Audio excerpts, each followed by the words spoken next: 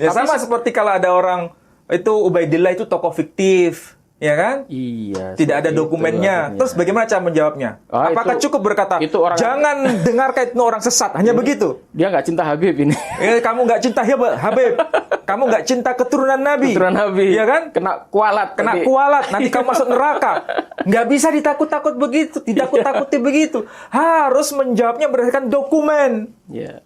Kita di sini bukan anti keturunan Nabi, bukan ya. Kita kajian di sini bukan anti seperti itu. Iya, betul. Bahkan Kita ini mencoba untuk apa? Mengajak semua netizen, mengajak semua orang untuk berpikir berdasarkan dokumen. Ya. Bukan menakut-nakuti netizen dengan doktrin-doktrin halu, dengan doktrin-doktrin yang tidak mencerdaskan, bukan fanatik buta. kemudian menutup diri, tapi ketika itu diungkapkan ketakutan sendiri.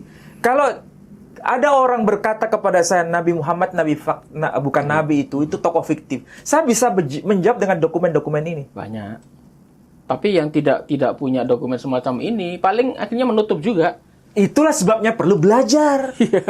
Baik bicara mengenai nasabnya Nabi Muhammad SAW, juga nasabnya Ubaidillah begitu sama. Dokumen kalangan Ba'alawi harus dibaca, dokumen di luar Ba'alawi, kaum Ba'alawi harus ada. Kalau tidak ada, cukup diimani, selesai. Ya. Nggak perlu nakut-nakuti orang. Nggak perlu mendoktrin orang. Sebagai kesimpulan yang perlu dipahami oleh para netizen atau siapapun ya, baik muslim maupun non-muslim, bahwa membicarakan mengenai nasab seseorang itu bagian dari tradisi ilmiah. Bukan sekedar doktrin. Bukan sekedar pokoknya percaya. Itu ada metode yang dipakai dan itu sama diberlakukan kepada semua tokoh ya. Tokoh.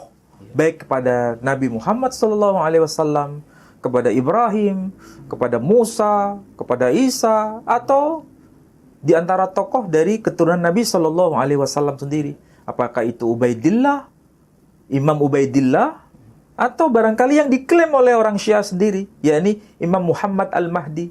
Oh gitu. Nah, apakah itu tokoh fiktif atau tidak? Harus menghadirkan dokumen yang sezaman dan dokumen eksternal. Silakan itu dikaji bersama. Mau yang Syiah maupun yang Sunni silakan mengkaji bersama. Jadi tidak asal tuduh ya. Tidak asal tuduh. Harus ada dokumennya.